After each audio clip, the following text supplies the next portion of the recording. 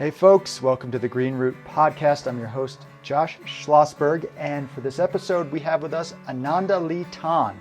Ananda has been organizing grassroots social movements since 1986, building activist coalitions, networks and alliances for Indigenous land defense, worker rights, environmental justice, energy democracy, ecological forestry, food sovereignty, climate justice, community self-determination, and peace around the world.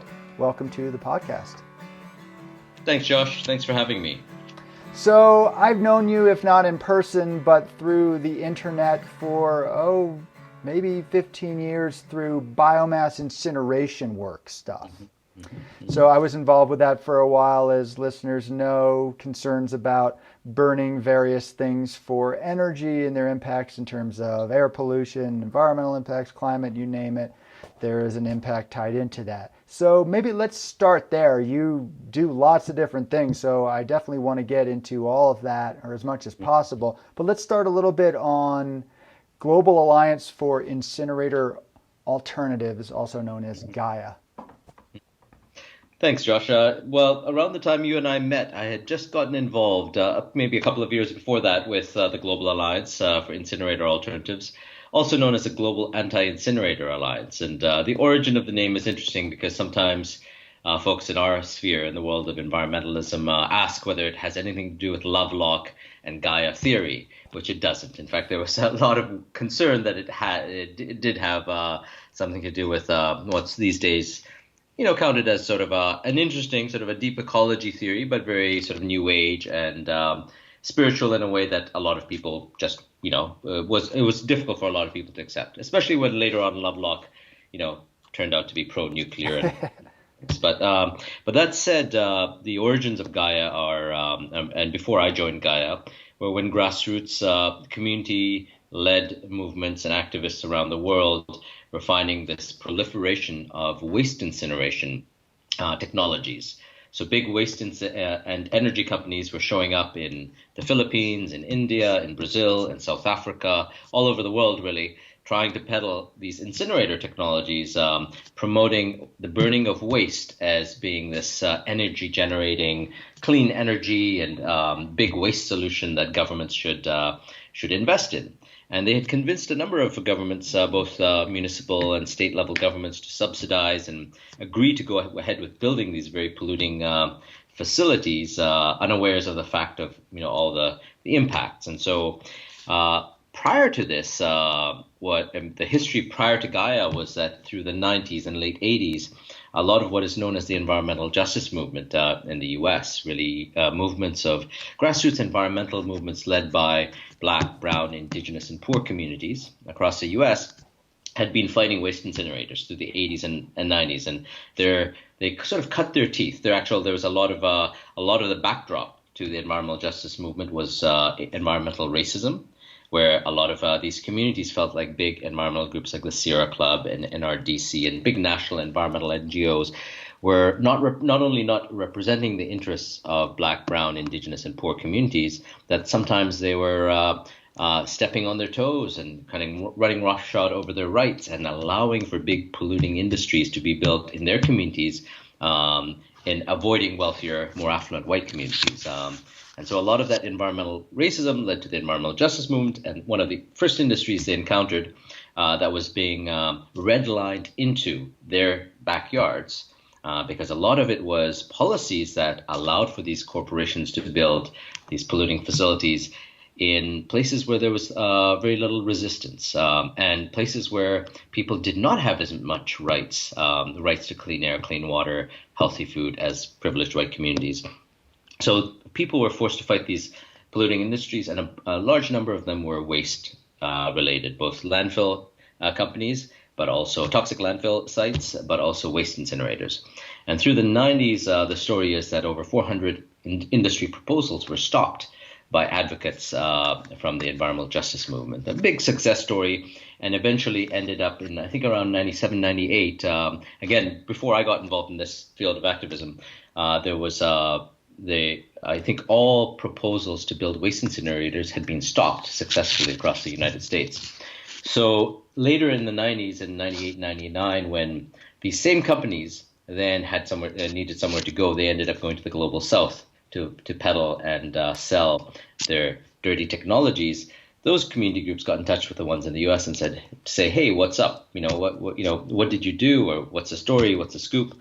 And they had an international conference in Johannesburg, I believe. Anyway, in South Africa, somewhere in South Africa, where hundreds of community activists came together, realized that there was this global trend of incinerator technology vendors from the US and Europe, because they had been stopped by citizen activism or grassroots activism, taking their dirty technologies to the global south to peddle them as clean tech. And so that led to this awareness that there needed to be a global dialogue, also a network that could support each other with very little means, because these grassroots activists didn't have the kind of money that the Sierra Clubs or the NRDCs did.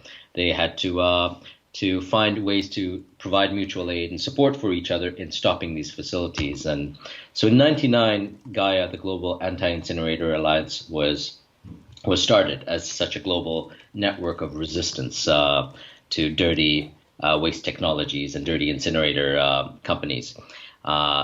In that process, however, a number of community groups pointed out that unless we had a solution, an alternative to waste incineration, it would be hard to defeat these companies, because most of the governments that were buying into these plans were struggling with where to place the garbage. Landfills were getting very costly, the cost of land, and so they had been successfully convinced that rather than find expensive land to dispose of the garbage, that they could burn it and turn around a profit by generating electricity from this garbage. So clearly, there had been years before that, and actually historically, garbage was the creation of garbage was really a modern, I'd almost say almost a 21st century thing, because if you most of us in our generation probably have grandparents and parents in communities who that didn't produce garbage. Because most communities in the old days found ways to recycle, reuse garbage, and there wasn't as much disposable stuff being produced back in the day. A lot of disposable materials are fairly new, like plastic, single-use plastic. So anyway, to provide the concise response to the name, a number of members of Gaia started looking into recycling strategies, or what are commonly known as zero waste strategies. And found that zero waste was the perfect alternative, and not just an alternative to burning garbage, but really an alternative to looking at how we consume, produce, extract, and really deal with material stuff in our life. Most people are familiar with the story of stuff, which was actually a direct one of the products from that field. Annie Leonard, the producer, was the first staff person for Gaia, one of the first two staff people. And so she's now back at Greenpeace, but back in the day, she was one of the conveners and became one of the first organizers for this alliance. And the decision was taken that we would lead with a solutions-oriented name, so it became the Global Alliance for Incinerator Alternatives, to promote zero waste and other solutions that could be both clean but also community-controlled. Sorry, that was a long response, but there's some background to Gaia, and I got involved in 2005 around there, and then 2004, 2005, I was staff there till about 2013, I want to say 2013, and then but I played the role of the U.S. and Canada coordinator, and again a very grassroots alliance with very few staff. Back when I joined, there was one staff per each global region that just provided online support, communication support, network coordination, sharing, doing research when asked, and providing remote support to grassroots communities fighting incinerators. Great. Well, that's a great overview, and I think it's really essential because not everyone who's familiar with environmental issues is familiar with what's going on with incineration. It's a less paid attention to topic, which you can speculate on if you like, but arguably, hell, I would say inarguably, it's some of the most polluting technologies that are out there, and therefore it's one of the most important issues. And I think you made a really excellent point that because of the success that happened in North America in the U.S. in regards to pushing out these facilities, the corporations are like, well, let's just go somewhere where it's easier and there's going to be less pushback. And so in the global South, so it's ironic. In a sense, it's a NIMBYism or whatever. I think that people should be pushing things out of their backyard if they're bad, but we do have to realize, well, here we have the luxury of being able to have all these access to resources, and now we're pushing into places where it's harder for folks to fight. So would you say that there's almost an obligation for those of us who, we fight our battles here, we should obviously fight our battles here, and then they go elsewhere and they're like, out of sight, out of mind. Do we have an obligation to be responsible for that? Absolutely, Josh, because I think when we look at most issues, environmental issues, social justice issues, issues that are causing pain, harm, suffering to people anywhere in the world, you realize that we are somehow tied to it, that it's not separate from us. It's like the water we drink, the air we breathe affects everybody. There's no way to say this is my airspace and not yours. Because as we know, with climate change, what we do in one place is going to impact someone somewhere else. And I think the expansion of environmental consciousness, I'd say, in the 21st century has been really not a new area, but it's really been an area where I'd say a lot of Eurocentric cultures have actually started to realize that the cultures that are oldest on the land anywhere in the world, indigenous cultures, and what they've been telling us about the connectivity of life is actually true, is scientific. What science discounted even 50 years ago as airy-fairy, primitive, savage belief systems are actually realized that that's actually much more central to how we need to understand life than anything that's come up with in universities and labs and by people in white lab coats, and that on the modern science spectrum, we're relatively new and somewhat infantile in our understanding of ecology. I mean, take this pandemic.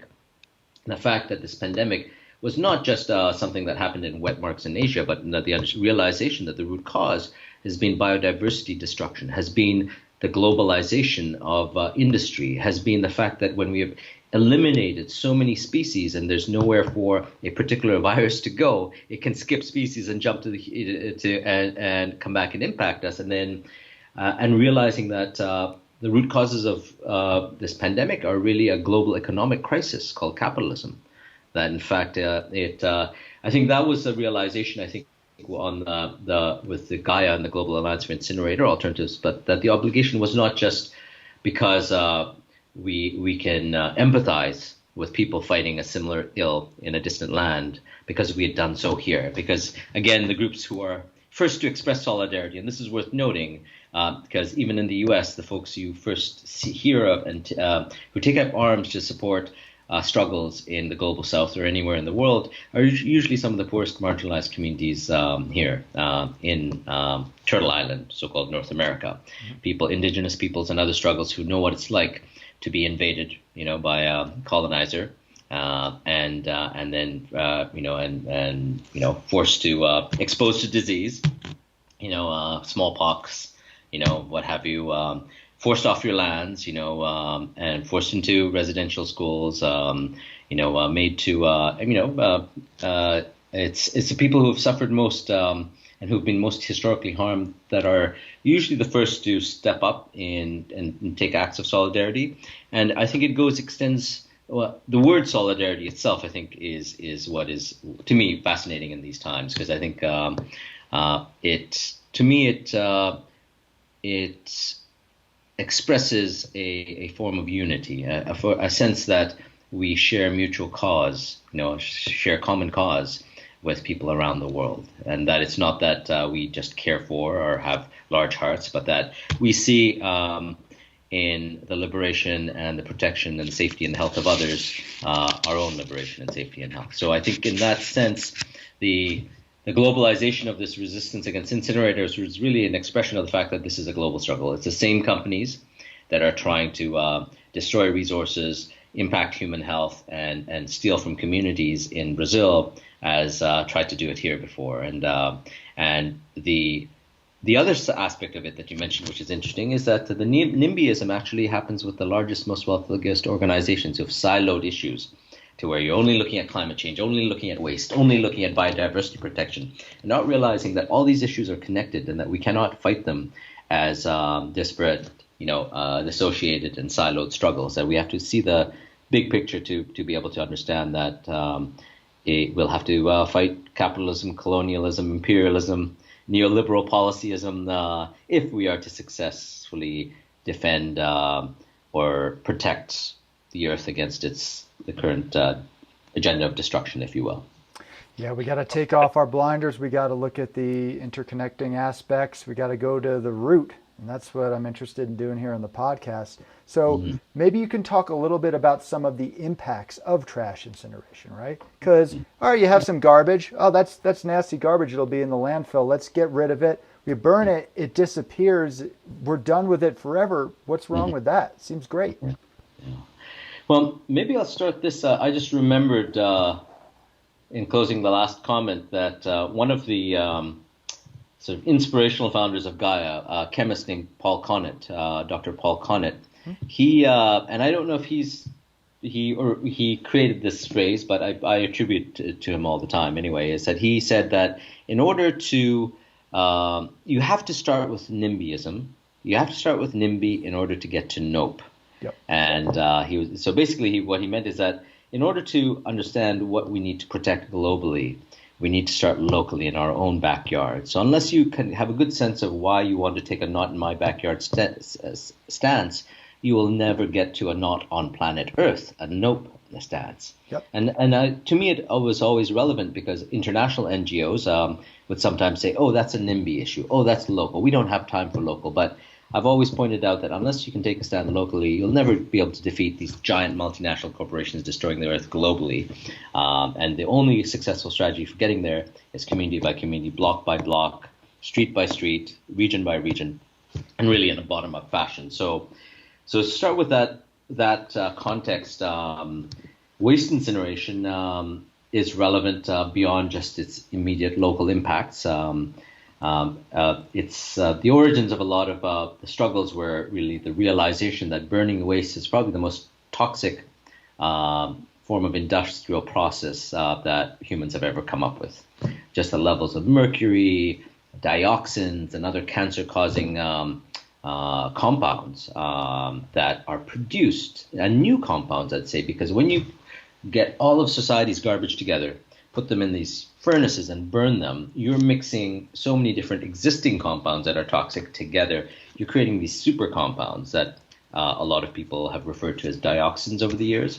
But these super compounds are compounds that don't naturally exist, that are the super culmination of extreme petrochemical and other synthetic chemical processes that you then bring together in a combustion chamber, burn together, and are put out of the smokestack, and their capacity to kill people is not much more than pretty much any other industry, other than perhaps you could arguably the nuclear power industry.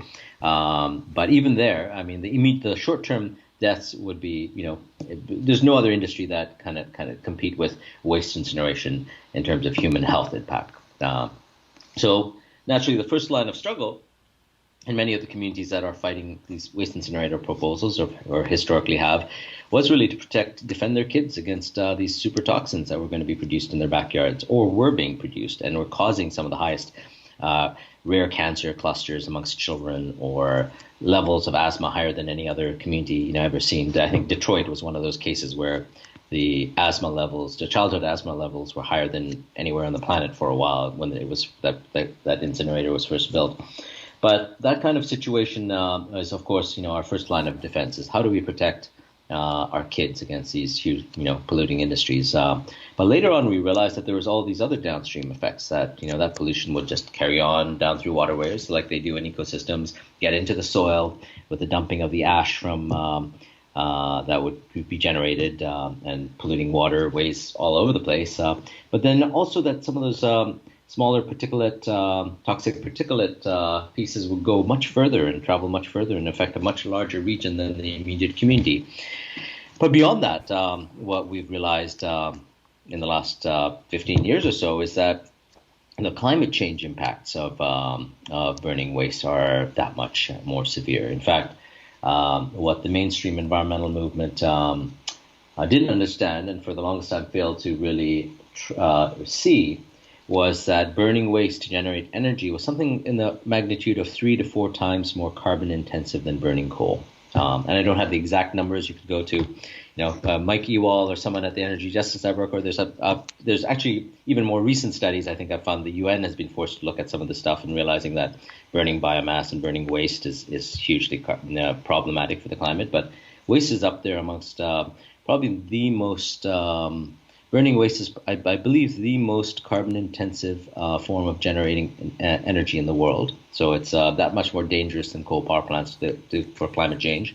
And when I say carbon-intensive, it's the pollution load, the actual mass of carbon dioxide produced per unit of electricity generated. So what's deceptive is when you're looking at absolute numbers, a coal power plant may actually generate overall more carbon, but is that much more efficient, and so ends up generating less per amount of energy generated. Whereas waste is just the worst possible way to generate electricity, because you're getting 3 to 4 times more carbon pollution than coal. So with that factored in, that became a big part of when I got involved with Gaia. We realized that waste incinerator was being subsidized, and because a lot of the big green groups and I think you've noted it on your podcast before that a lot of the big green groups were blatantly ignoring the fact that burning waste, burning biomass was problematic for the climate. They were actually allowing these corporations to get huge subsidies from both governments, national governments, but also the UN. And countries like India were being paid hundreds of millions of dollars by global carbon trading mechanisms to build waste incinerators. And we're seeing that now with biomass incinerators in a lot of parts of the world. Even today, we have the situation here in British Columbia, so-called British Columbia, actually the unceded territories of many First Nations. Old growth forests are being harvested now to make wood pellets to ship to Europe and China and to burn as biomass energy, because it is all of a sudden seen as clean energy. So we continue to provide these false subsidies to some of the dirtiest forms of energy. And biomass is something like 1.5 times twice as carbon intensive as coal. So it's ridiculous that with plans to phase out coal power, a country like the UK would be buying wood pellets made from old growth forests to burn in their old coal power plants. But that's a reality that's going on right now, and that's part of what we really desperately need to stop, because we are not only going to be creating pollution, loads that are unmanageable, there's no way we will be able to suck that carbon back in time through tree plantations to avoid the worst cataclysmic impacts of climate change, because it takes 80 to 100 years to actually do that, to suck that carbon back in from the atmosphere.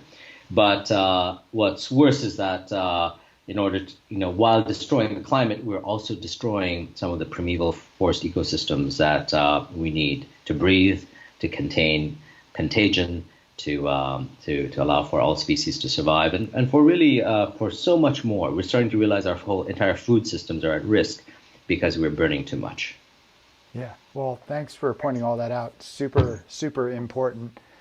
Can you give an example maybe of a trash incinerator battle in the U.S. and then maybe one overseas?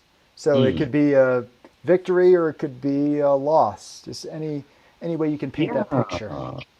Yeah, I think these, when I said earlier that 400 proposals had been stopped, and there were huge victories, and I think the community groups and oftentimes local grandmothers councils, there's this actually Southeast LA had these grandmothers. I can't remember the name. It was Latina grandmas who came out and brought their families out in protest and stopped like 11 different incinerator proposals over the years. And their grandchildren right now are continuing the organizing work with groups like East Yard Communities for Environmental Justice and so many other community-based organizations, environmental justice groups. And it's worthy noting that success, because these groups fought these big corporations, multi-million-dollar corporations with very few resources. some of those fights weren't as successful. Some of those fights were 30-year-old fights. And recently, a couple of years ago, our comrades in Detroit who'd been fighting the construction of an incinerator in the 80s, which finally got built in 88, 89, and then was subsidized to the tune of billions of dollars. Arguably, one of the single largest factors behind Detroit's bankruptcy was the $2 billion that the city of Detroit were in debt to the people who had financed the construction and upkeep of this massive polluting incinerator, which never generated any revenue, but the government there was falsely pitched by one of these big corporations that this was something good to invest in. You know, companies like Covanta and Wheelabrator and many other companies. In fact, that one was bought and sold by a number of different companies before it finally went belly up. But after a 30-some-odd-year battle, community members in Detroit were finally able to shut that thing down. And, you know, for many different reasons, economic viability and otherwise, but beasts like that incinerator, which at one time was the largest waste incinerator in North America, and still amongst the top 5 at least, had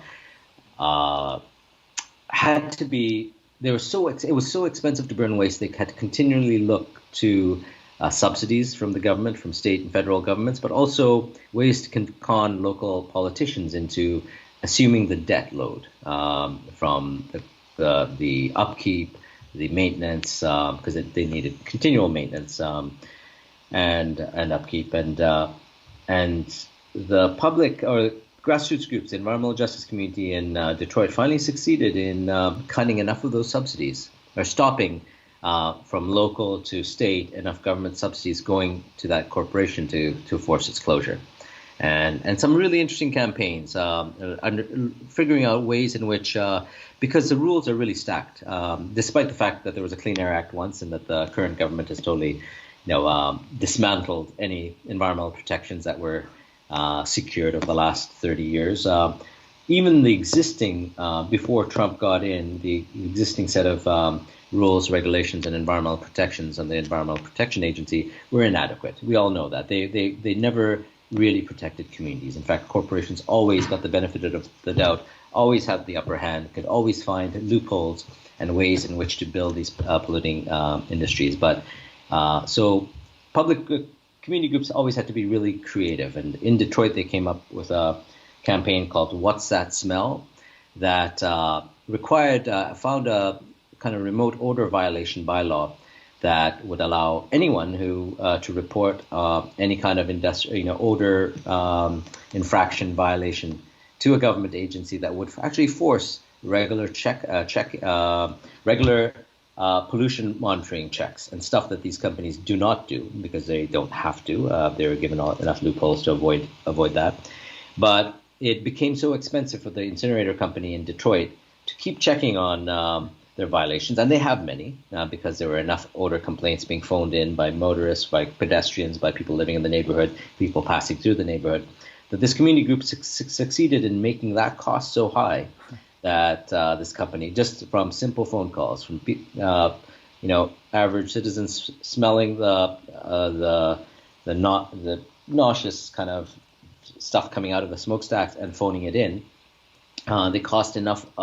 they created enough of a cost barrier for this multi-million-dollar holding corporation to finally shut its shop.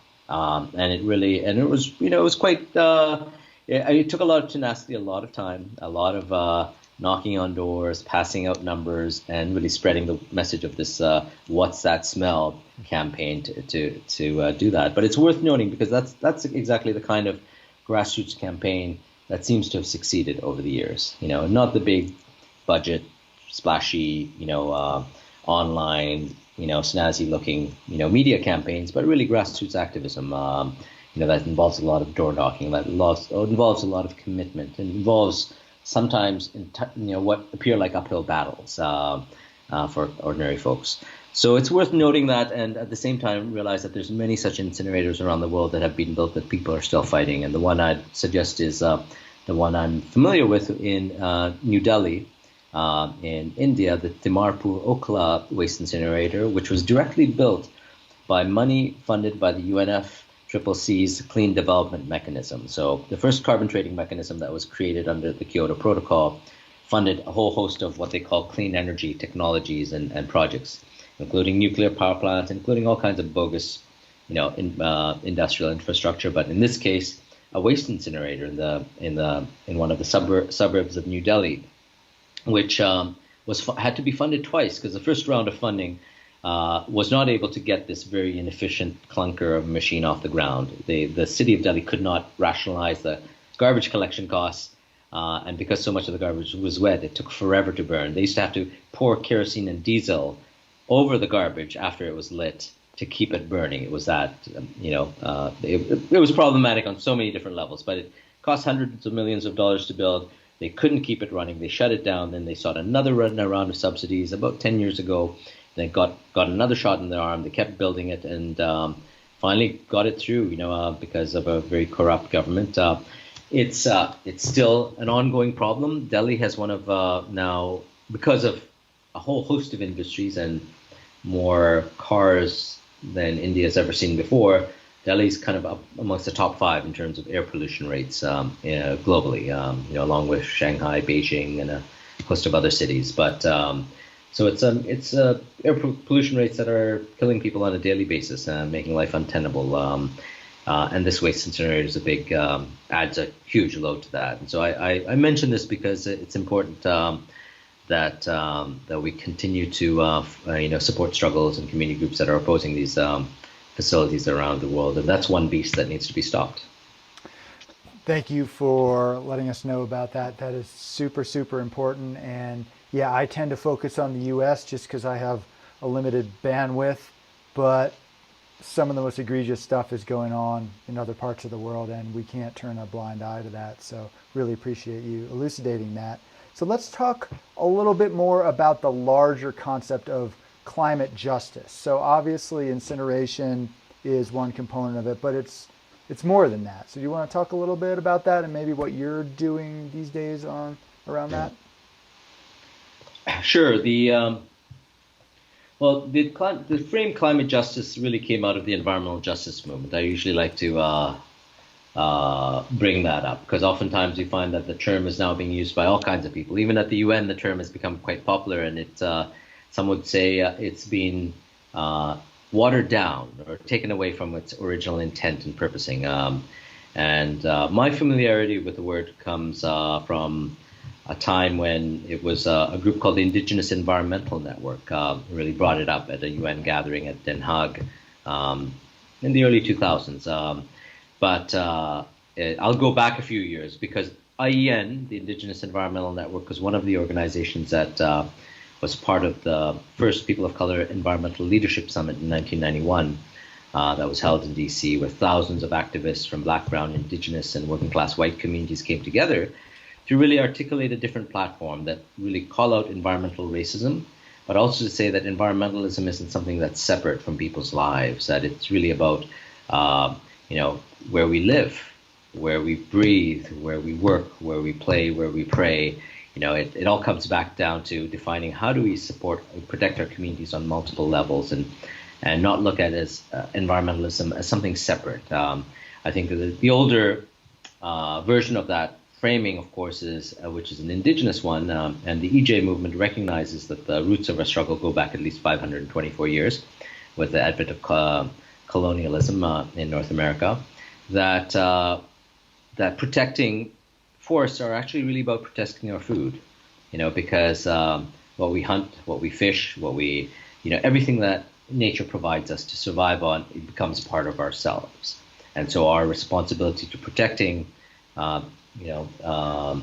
deer or elk or moose that we may eat is essentially about protecting our own bodies, protecting our own nutrition, protecting our own reliance, and really what is I call the principle of reciprocity.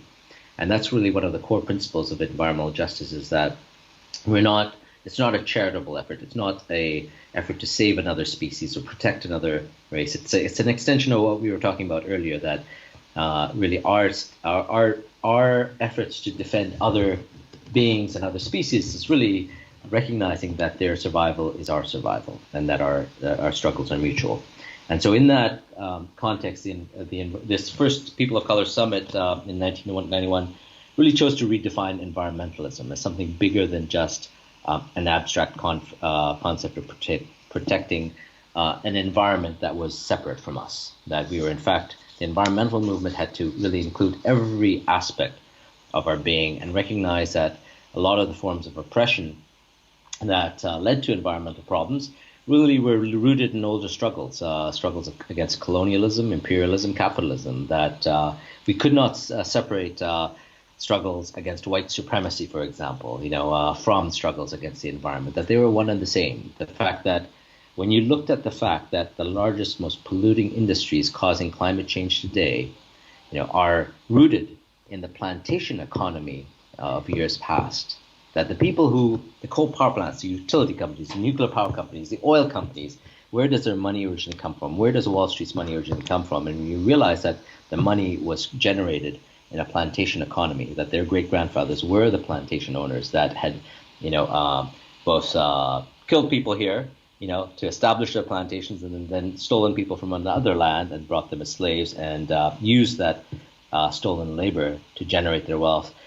You realize the roots of our struggle, in fact, of even climate change, really go down to our fight against a historic white supremacy that's tied in with colonial control of these lands and lives of people. And so the movement for Black Lives is really at its root an environmental movement. And I mean, it's really encouraging to see some of the articles coming out right now that are actually reinforcing that. People are finally stepping up and going, yes, we cannot protect the environment unless we stand up for Black lives. We cannot prevent climate change unless we stand behind Indigenous peoples in their land rights struggles. There's no way we're going to take on these big fossil fuel corporations or any other polluting industry for that matter and defeat them unless we center our efforts around standing in solidarity with Indigenous peoples, standing in solidarity with Black lives, standing in solidarity with the most marginalized people on this planet. And so that was really what defines both climate justice and environmental justice, is that it's not just about the environment, it's about every fight that has ever mattered. It's about our fight against military dictatorships oppressing people, halfway around the planet, and it's about taking up the struggle against some of the same people ordering those military dictatorships to oppress people halfway across the planet back here at home. Some of those same forces that are now turning up the military heat on our own peoples in our backyards at places like Portland. Yeah, well, I appreciate you bringing all those topics that a lot of people think are separate together, because they're not. I mean, these are all basically different shoots of the same thing. It's all one aspect, and obviously sometimes we have to address one piece at a time, but we have to see where it interconnects, and we need to not neglect that. We have to build all those connections. So I think that's extremely important what you were saying there. Yeah. So in terms of the stuff that you're working on these days, or that you think should be more on people's radar, what's going on that end? Well, so actually it's an extension of what we were just talking about. I'm talking to a set of activists. We're trying to figure out ways in which folks can understand struggles against racism, caste, classism, and the oppression of, in this case, Dalit, which is the lowest class in South Asia, and Adivasi, which is indigenous struggles in India, and see them as leaders in the fight for climate justice. How do that? And a lot of my time is spent actually dealing with the world of the nonprofit industrial complex and philanthropy, and really making people with privilege understand that the struggles on the ground actually really get the environmental justice, climate justice stuff. You don't have to really educate the poorest of the poor in understanding that climate change is linked to military dictatorship, is linked to pollution, is linked to poverty, is linked to police violence, is linked to the prisons being built in their backyard, that all of these are connected under this broad rubric of climate justice. But my job largely involves convincing some of the most privileged in society to understand that actually they have to start learning from the poor, that if we're seeking real wisdom on how to tackle something as complex as climate change, let's not bring together the most privileged, well-paid scientists and bureaucrats to a big international conference. Let's go on the ground into the millions of communities that are on the front lines of climate change, the communities that are first and most impacted by the storms, the floods, the fires, the droughts, but also the pandemics, the police violence, the prison industrial complex, the complex web of pollution, because as we know, it's not just greenhouse gas emissions, it's all the toxics and co-pollutants that are part of the package. To really understand how people are both fighting those various points of oppression that are all interconnected, but doing so in an intersectional way, where they realize that in order to take down that smokestack, they first may have to decommission that prison, or that they first may have to defund the police, or that they first may have to take out the waste incinerator before they even get to any kind of a meaningful resolve on what climate policy looks like for that region. So it's really the movements that are already there in terms of their intersectional understanding of this complex ecological mess. And those that involve some of the poorest, least funded movements in the world. If the wealthy of this world who are concerned about the environment dropped all their assumption of exceptional assumption of knowing what climate change is all about or knowing what the solutions are, and followed the directives of the poor, we would be in a different place. We'd actually be able to successfully tackle. So a lot of the work I do right now involves what a friend of mine told me a few years ago, is using the stories of the poor to really liberate the minds of the rich, to understanding that we need to reprioritize what we do if we're going to be able to struggle together in protecting our children's future. Yeah. That may have been a bit vague, but that's kind of what I'm doing broadly, shifting the minds of people who want to support the survivors of the cyclone in Bangladesh, or survivors of the earthquake in Haiti, or who want to go out there and help grassroots movements fight various dictators like Bolsonaro and Duterte and Modi and Trump.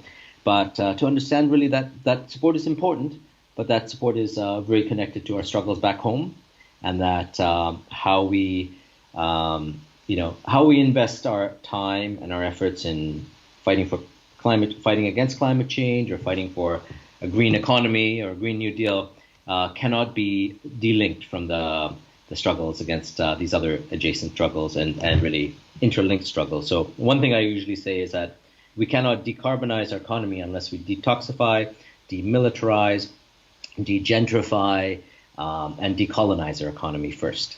So and of course we take a complex problem like climate change and make it even more complex to understand how we need to unpack this mess. But that's really what we need to do. I mean, we have to, rather than say draw down, I would say we have to dismantle up.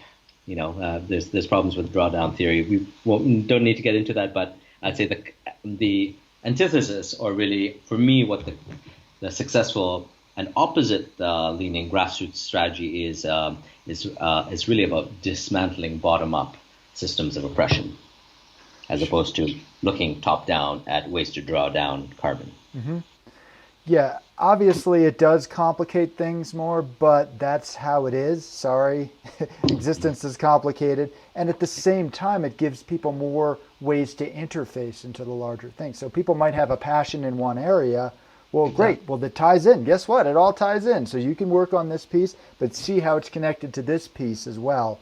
Yeah. So I think that's beautiful. I think there's lots of potential with that. And of course, lots of struggle. And I do think, a lot of the conversation about, say, climate is with folks who are, for the most part, buffered by the worst impacts as of right now. It may come to a time when that changes, but some of us, it's this summer is slightly uncomfortable for me. It's like, well, that's not the same as my village is underwater half of the year. So that's a for real issue that not enough attention is being called to, and I really appreciate that you're doing that work. So let's talk about some solutions-oriented stuff. So even though we left the waste incineration topic, let's talk a little bit about the zero waste piece. Absolutely. And actually, the one other thing I should mention before I get into that is the other piece, part of my time is being spent on just transition strategies. So a lot of that, and this is actually going back to some of my early work back in the early 90s, where I used to be a forest worker. I don't know if you know this. I used to plant trees for a living, and that's really the only thing I know how to do is plant trees in severely devastated industrial forest landscapes. But I shouldn't say that's the only thing. But that's where I cut my teeth, and I spent 16 years of my life planting trees across in the Pacific Northwest, and planted probably 2 million seedlings across very diverse forest ecosystems, and in that arena found through the 80s and 90s learned how to organize by organizing tree planters unions. And so labor organizing was my original sort of place where I cut my teeth organizing, but very quickly understood the kind of unions we needed to protect ourselves in the long term weren't really about unions just protecting our wages and our jobs and our worksite conditions, but that we had to connect with other struggles. So early in the 90s, or in the late 80s, early 90s, I started working at the intersection of labor justice through my tree planter unionizing efforts, but also doing Indigenous solidarity work in supporting at that time Indigenous communities that were protecting that were defending their lands against logging and mining companies, and of course petrochemical companies and pipelines, and then also environmental efforts really that were aimed at that time solely to protect biodiversity or water or air, but very quickly understood that our struggles were connected, and that in order to take on big multinational forest corporations that we were fighting here in the Northwest, we needed both the labor unions, the Indigenous communities, and the environmentalists to be working together. So that was my early experience with what later became known as just transition. Really an effort. Just transition to me defines a collaborative effort or a collaborative strategy that realizes that you cannot really address environmental issues separate from a very critical look at the economic drivers of and really how do we come up with alternative economic solutions, not band-aid solutions, not clean technologies or isolated alternatives, not just an alternative to waste incineration, but really a systemic alternative to something that would obviate the need for even dirty technologies like waste incineration.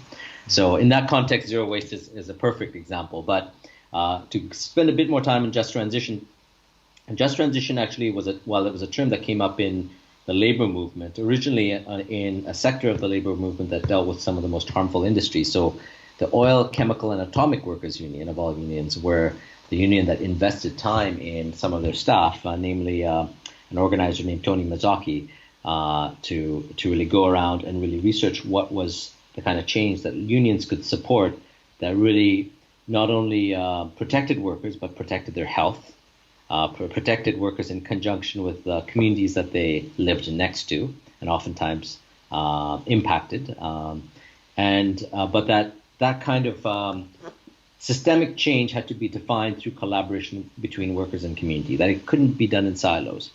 And it was difficult because oftentimes the most polluting industries in that sector, the oil, chemical, and atomic industry sector, were in Black and Brown Indigenous communities. When you look at how were those, like the waste incinerators, where they're located across the U.S., they impacted very poor working class communities of color, where you had predominantly white workers, represented by these unions in these big nuclear power plants or waste incinerators or coal power plants, and oil refineries, having to sit down and talk to communities of color that they didn't live in, they only came to work next to these communities at these toxic facilities and then got impacted themselves.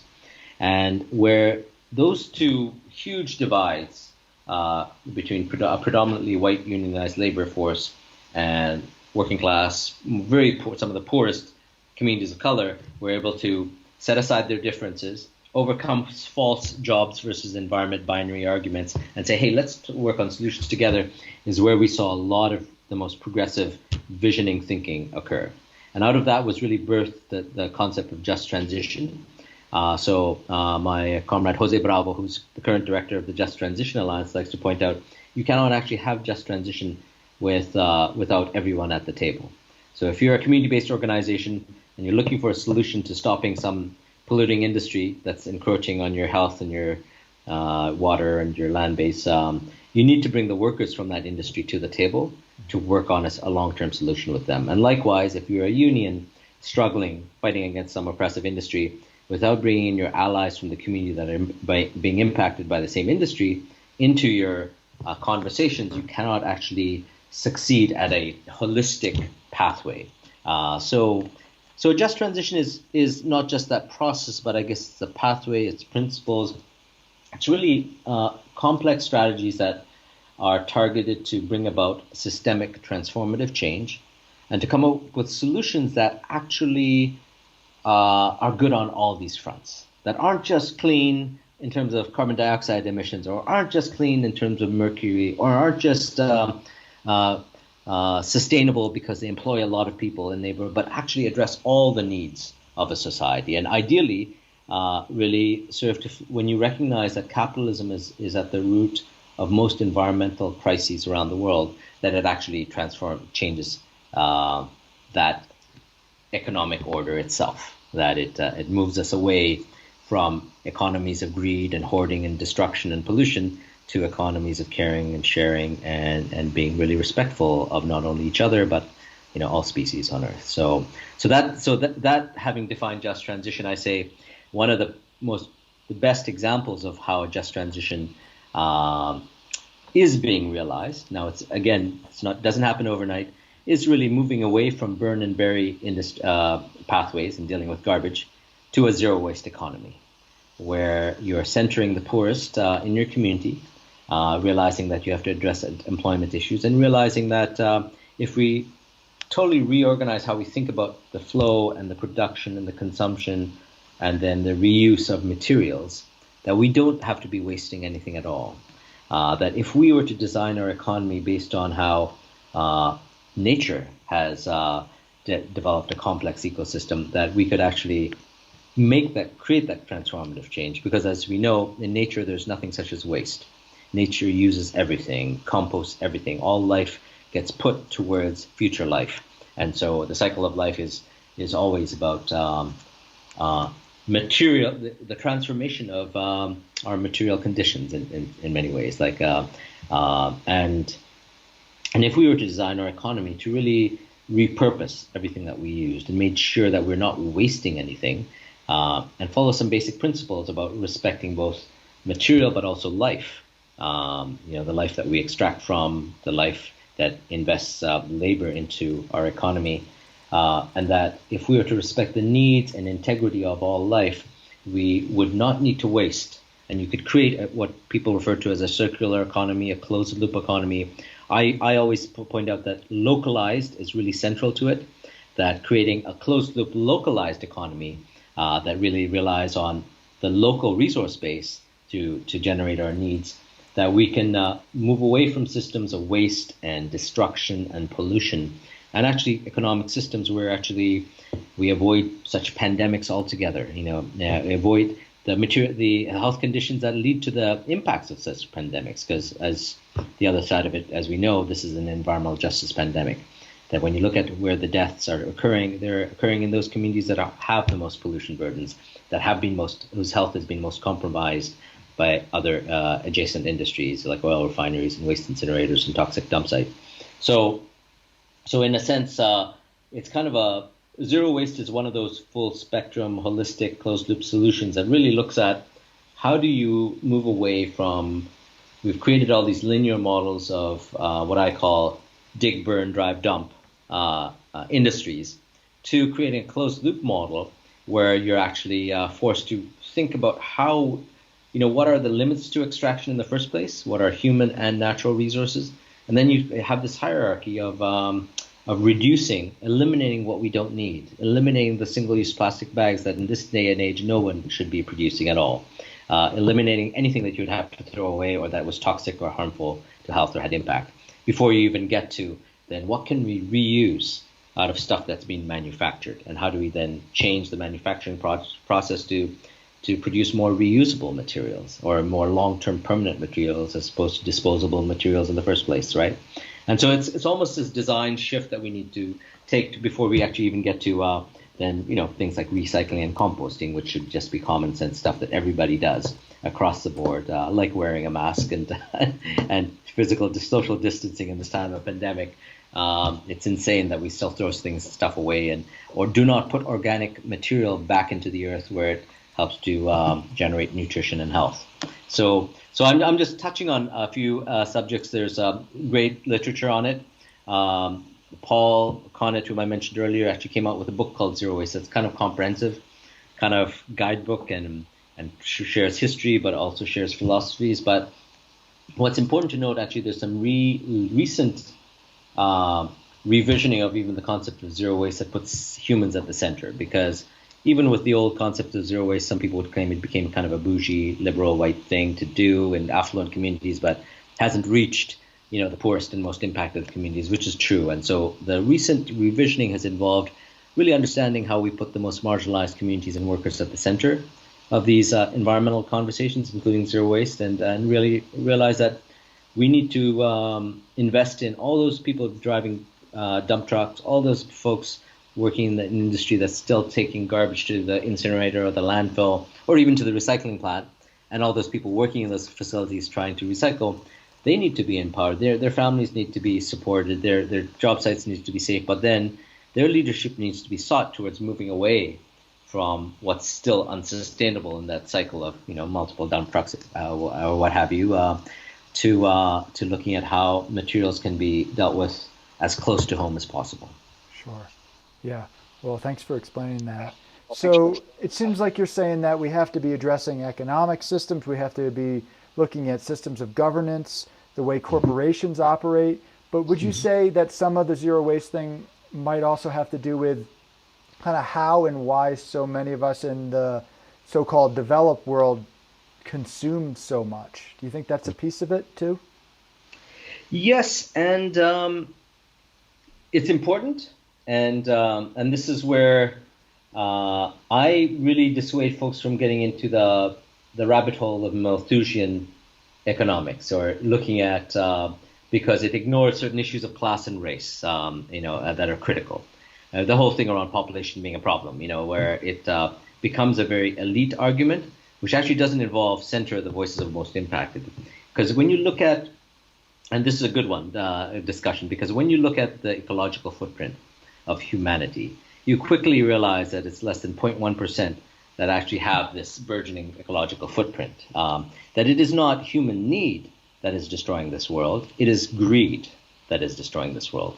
And that's really the fundamental shift we need to make in order to both address climate change but also dismantle capitalism, is move away from systems of greed to addressing systems of need.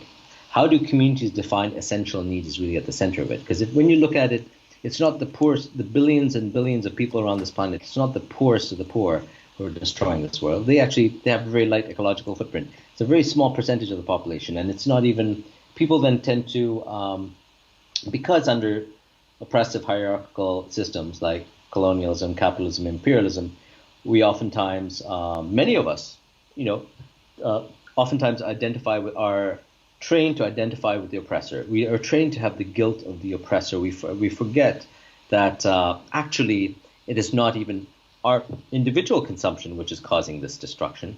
It is really the unsustainable production. It doesn't start with consumption. It actually starts with production. And that's where we need to flip the narrative. Because the consumption narrative is very much a capitalist oppressor's narrative. To say, to shift the blame from themselves, the people destroying this planet, and doing so because they are very greedy, and they have way more than they already need. To shift the burden of responsibility on the average consumer becomes a way to deceive and deflect popular political thought and understanding of what really needs to happen. So it's not so much a consumption argument at all, or a population argument. It's really about argument of greed. The fact that the greed of a very small sliver of society is destroying the planet, but making other people's lives untenable. But not only that, is depriving most of the people of some of their basic needs. So it's the irony is oftentimes the conflict becomes of how do you manage. Again, it becomes a binary of a consumption versus need, or jobs versus environment, as opposed to rich versus poor. And really, the fight is about rich versus poor. So population, people who go on about population are, I discount them largely, because that's not where the problem is at all. They play into this game of a very elite, top-down forcing of a framework that even makes population an issue. It's not an issue. It's all about greed. If you, in fact, I oftentimes say if you spayed and neutered the children of the 1%, that would kind of pretty much do away with the ecological problem of the 99% don't pose an ecological problem. So it's the greed of the 1%, not the consumption of the 99% that we need to tackle. It's a really important question, and yes, I'm still up in the air about different aspects. I do think you're absolutely correct that it is a very small percentage of the world that is making the vast majority of the impact. I do think at a certain point of time, if we have humans and humans and humans, that also has an impact, but I do think sometimes that is overstated, and I'm still open to all sorts of information on that. But something I want to ask you, and you might not be able to answer this, so just come up with whatever occurs to you. So these folks who are, let's just say, pulling the strings, let's say the top 0.1%, 0.01%, whatever you want to call it, they have more than they need, far more than they need. You're saying it's based on greed. So what's going on in these people's psyche? I'm not asking you to psychoanalyze, but I guess I actually am. What's going on in the minds of the Elon Musks and the Bill Gates of the world, and the Jeff Bezos and those folks? Really, not much. Unfortunately, I think that's the problem. I think when I like I was telling you earlier, I think a lot of my work these days is about how do we shift the minds of the wealthy, the privileged. The more I do that, I realize the privileged are some of the most ignorant people on the planet, and that's where the problem lies. There's not much going on in the minds of these people. If these people were, if these people were taken away from all their wealth and privilege for an entire year and put out in a situation where they had to really understand what the common person, had to face, I think their lives could be transformed. I think when you have so much privilege that you don't even understand what it feels like for wars to be waged in your backyard, to be facing death every day, through, smokestacks or guns or police violence. I think you have, there's definitely a ivory tower, rose-tinted glasses, however you frame it, a view of this world that is not based in reality. I think when you look at the solutions these people pose to address the big crises of the world, it's that bizarre. It's like they live in a world that's not rooted in what life is all about. So how many of these people have ever gotten their hands dirty by tilling the soil or building a house or taking out the garbage, whatever have you? I mean, and not to be broad brushstrokes about it. I think there is the world of the uber elite is so protected that the world that they're sheltered in is really the barrier to both change, but also to our survival. It's sometimes the simplest, oldest stories of life. The story of the Buddha. I mean, I don't know if you're familiar with it. A lot of people in our world, it's really a classic case of how someone was able to liberate themselves from a very protected environment and go out and understand what pain and suffering was about, to be able to seek a path of liberation that was very distinct to the conditions they were born into. And I'm not saying that we could turn an Elon Musk or a Bill Gates into a Buddha, but I think it's a worthwhile effort, because we oftentimes, a lot of effort is spent on trying to educate the masses. And what I contend, we need to flip that around. It's not the masses we need to worry about. The masses are actually perfectly capable of determining their own destiny if they're under the right conditions, where when you remove the systems of oppression from the backs of the masses, they can figure out the pathway, to a healthier, safer, cleaner, more peaceful, more caring and sharing planet. But the systems of oppression, the handful of people they serve, those then become our objects should become our objects, our focal points of effort, where we are shifting our education and trying to change minds. We have to decolonize, and it's not as simple as that. I mean, I think there's, the entire university higher education complex, really, which is part of this system of destruction. We need to start looking at that too. How do we liberate the minds of the professors and the faculty and even science? Because this becomes one of those conundrums. I remember when there's been a lot of, and I support the fact that science, the contention that science needs to be central, and yet when science has been serving a destructive economic order for centuries, does it have the agency to call itself independent yet? I'd say no. In the 2014 climate march, when some of the big environmental groups wanted Bill McKibben and a lot of scientists to lead the march, some of us put our foot down and said, no, scientists and religious heads do not get to walk at the front of the march, because for the last few centuries, they have been supporting the other side.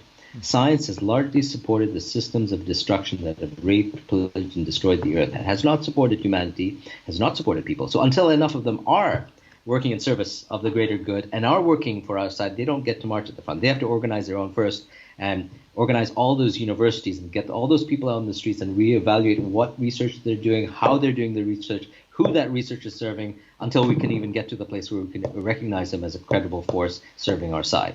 Similar to religion. So that's one way of speaking of that point of like, well, it's really about flipping the script. It's really about telling, totally contesting and, upending everything that people have been told from up high, and realizing the truth really lies on those front lines of destruction amongst the poorest of the poor. Excellent. Thank you for that, Ananda. So to conclude, let's say you're talking to one of these elites, because they all subscribe to my podcast. I bet you didn't know that. And so let's say you get a chance over the next few minutes to talk to one of these individuals and say what they should be paying attention to. So go ahead and speak to them as if they're listening to you right now, which they're definitely not.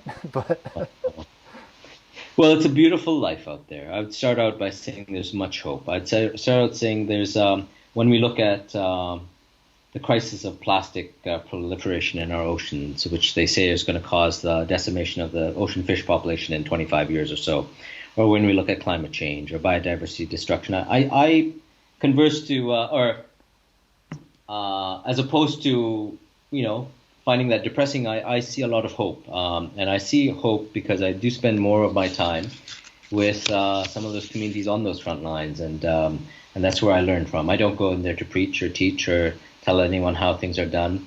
But for example, a few months ago, I had the privilege of facilitating conversation amongst 200 hunters from an indigenous community, a remote indigenous community up north, about 6 hours north of here.